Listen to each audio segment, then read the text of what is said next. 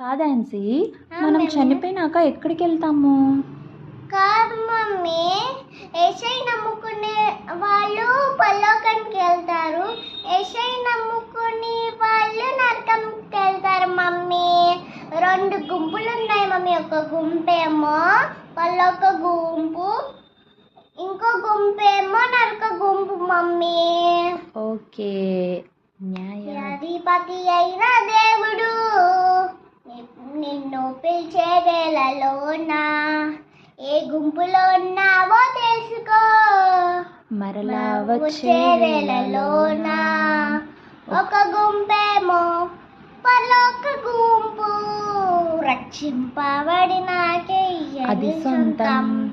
మరు గుంపేమో ఘోర నరకపు గుంపు, నిజ దేవుని ఎరుగని వారికి అది అంతం.